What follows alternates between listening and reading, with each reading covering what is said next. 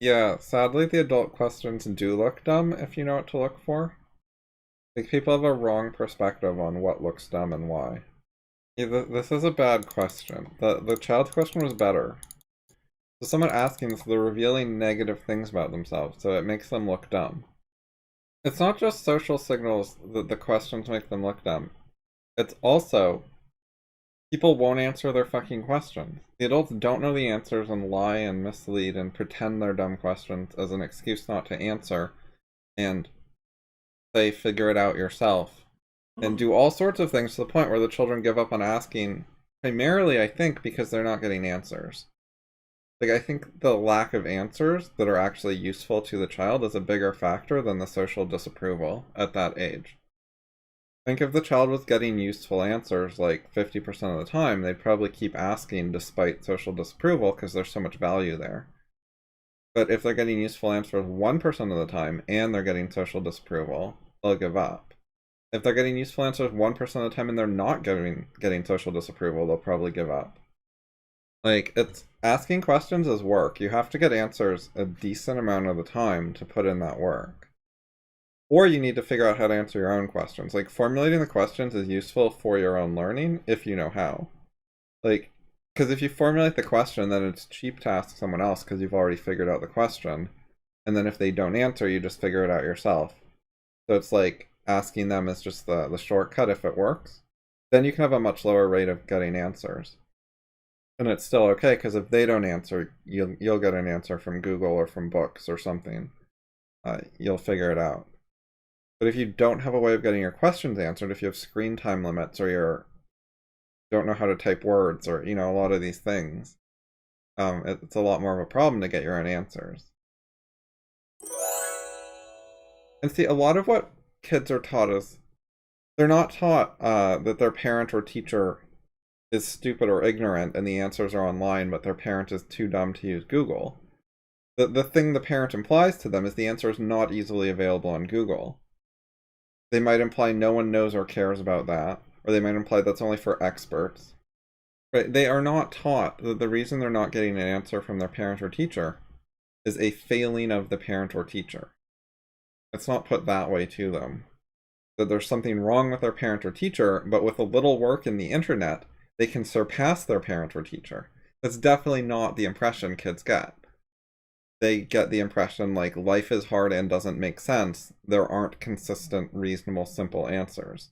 You can learn a few things, but learning anything is a lot of work and a huge hassle, and you should generally avoid it when you can. That's more what they're taught.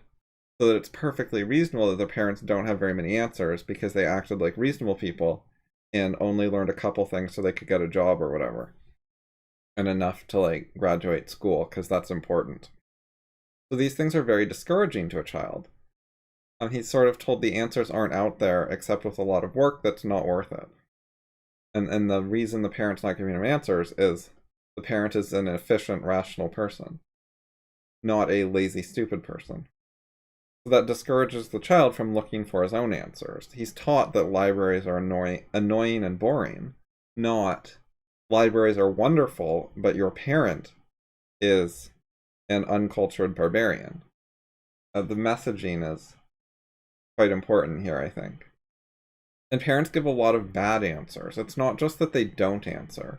They give a lot of bad answers that are confusing, and the child is told, that was a good answer, you're stupid, that's the problem. Which is also very discouraging. He thinks the problem is he's stupid, so answers to questions don't help because he's too stupid to understand them. Little does he know the problem is the answer, not him.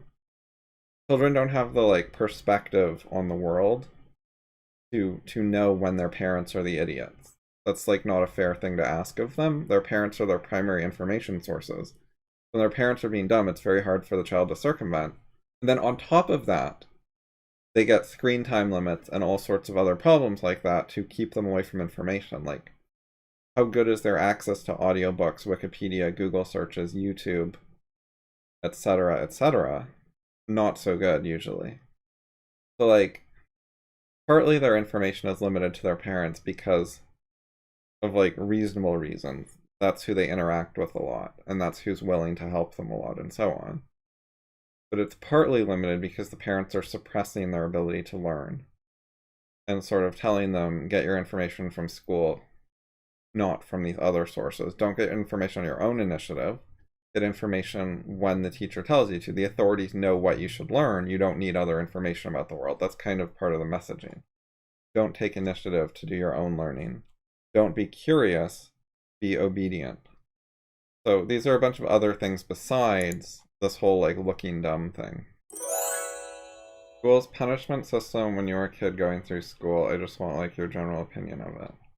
Like detentions, or I didn't get suspended or expelled, so I don't know a ton about those. A lot of their punishments are lower grades, which is like grade falsification. It makes the grade less representative of your skill and knowledge of the subject. But sometimes you can get like sent to the office or something and you just have to like sit there for a while, or sometimes they make you stay after school a bit, like they just waste your time a bit as a punishment. Or sometimes they'll like make you do like an extra assignment or something. It wasn't very effective or threatening. Like it wasn't like, oh my god, I can't dare get punished, that'll be awful. It like wasn't that bad with my experience. And it wasn't very fair at all. Like if two people got in a fight, sometimes they would both get punished even though like one person was really at blame. And sometimes like one or the other person would get punished and it would be kind of arbitrary who it was, like not necessarily the right person. But I think like blaming both people is pretty common even when one was more of the aggressor. Because they don't want to sort it out and try to figure it out, and they're worried about getting tricked, and they want the problems to go away somehow, so they figure if we punish everyone, then everyone will have an incentive to somehow make the problem stop happening. Yeah, I found school was a lot of fluff. I read books during school, I did my homework during school, I got bored during school. The teachers tried to prevent me from reading books. In fact, one of the times I got sent to the office, multiple times I got sent to the office was for reading books during class. The funniest one was it was English class, and they were showing a movie, and I got sent to the office for reading a book instead of watching the movie in English class. It was pretty absurd sometimes. It's quite arbitrary though. Like a different time I literally fell asleep in English class, and the teacher caught me, and then there were no consequences.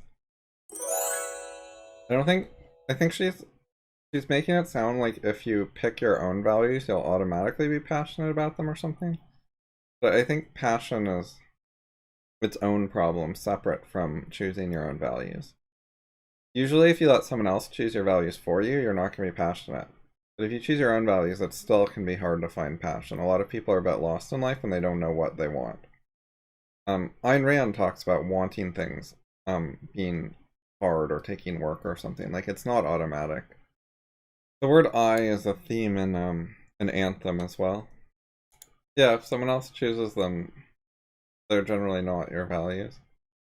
Sometimes they become your values, but it's often not in a way where you end up very passionate. But like a lot of people get forced into stuff when they're like 4 years old. Like their parent wants them to do piano or chess or whatever.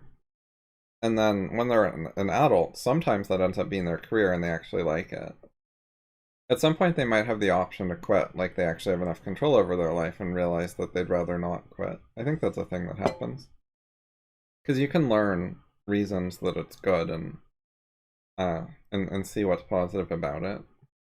And by the way, a presumption of this when I wrote it was that you already value reason.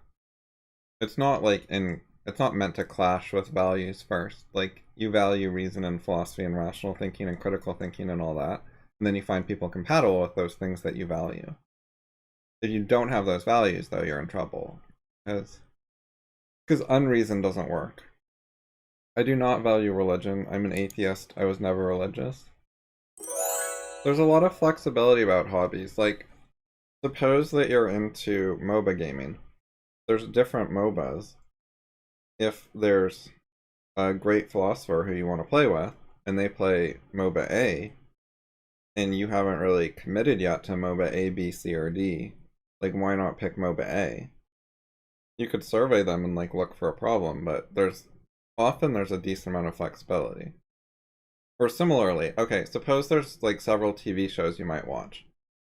One of them, if you watch it, you get to have interesting discussions with this person you respect who's watched it already. And then one of the other ones, they're not going to watch it. They're not planning to. So that's an extra bonus for the first one. And then there's a third one where maybe you could talk them into watching it. Maybe you could get them to take an interest in it. That's not a bad thing for them. Like, you're not asking them to take an interest in it over something way better. You're just asking them to, like, make a fairly minor tweak.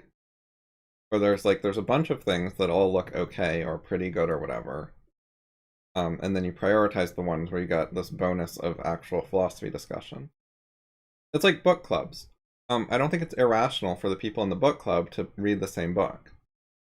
They're like, there are a bunch of books I could read, but I don't know which one's better, so it doesn't make that much difference which one I pick. Like, that's the general attitude they have. If they really wanted to read a particular book, they shouldn't join the book club. They should go read the book they think is way better. But if they don't have really strong preferences about which book, they're like, well, there's a bunch of good books, and I don't know which are which, and I'll try some. Then it makes perfect sense to join a book club, and then you read the same ones as the other people, and you do approximately as well as if you picked the books yourself, because you didn't have a way better way of picking books. But then also you get to discuss the books, because everyone reads the same books at the same time, so you get bonus discussion, so you come out way ahead. Oh god, I haven't been following Jordan Peterson much, but I read that he got taken to Russia for ill-advised medical treatment, which is really quite odd given what he said about the gulag and stuff. But he and his daughter are a bit into pseudoscience with diet and shit. And I read that he was probably brain damaged. So, rip new books and videos, I think. Yeah, the meat diet was bullshit. People are so eager for non-intellectual solutions. They want something that's easier to control than their mind and their ideas, like their diet, or how much they exercise. They want easier solutions than having to learn. But those other things usually do not actually solve their problems, which involve their ideas. People also want to put the responsibility on others. They want experts who are responsible for solving their problem. That's a lot of what psychologists are for. Is they're like, oh shit, I have personality problems. That sounds hard to deal with. Let me pay someone to make it his problem instead of mine. But it's your fucking life. If psychologists were going to be very good, they'd really need to be in a secondary role where, like, you're the primary driver of your life. You solve your own problems, but they give you some help and tips and advice. But you shouldn't expect them to take responsibility for your life. It's the same with teachers. In a proper school or with a tutor or whatever, the teacher should be the helper, not the person responsible for learning happening or making the main choices. Like, they should just be the hired help. It's like when a CEO hires people, he's not passing the buck to them. They're the hired help, and he still makes the decisions. Even when they're an expert on something, he'll take their advice, and then he'll consider whether to accept it or not. Like, if he hires some scientists, and they tell him, like, we should do this line of research, or this product will never work, abandon it. He makes the final decision on whether he believes them, or whether he should get a second opinion from a different expert, or what. He doesn't just get to say, oh, well, the experts told me, so it's not my fault. I mean, he can try to say that, and sometimes people might excuse him if they think he did a reasonable job in the CEO role, but... so there's different reasons you could hire the nutritionist. Like, is there something that you don't know about how to do a diet? Like, the main important thing about diet is calorie counting. Like, how many calories go in and how many calories you burn are the main factors if it's just about weight. Like, you don't really need a nutritionist for that, because the issue isn't nutrition, it's number of calories. Then if you want someone to make all the decisions for you, I think that's not a good idea. Like, you should look more for, get some advice and that makes sense to you, that you understand, and that you have your own motivation for it. Like, if you're just doing it because they told you to, it's not going to motivate you very well. But if they're just the hired help, then it makes more sense. And then there's sort of like a middle ground where they keep, like, nagging you because your motivation is a bit sketchy. So it's some sort of mix of the two. If you're taking like some of the responsibility and leadership, but you have trouble doing like the whole thing, sometimes getting someone to help can work. Like it's not perfect or ideal, but it can be better than changing as a person in a big way can be hard or not happen. So it can be better than nothing. The more the attitude is, I want this person to make the problem solved somehow, the worse it is.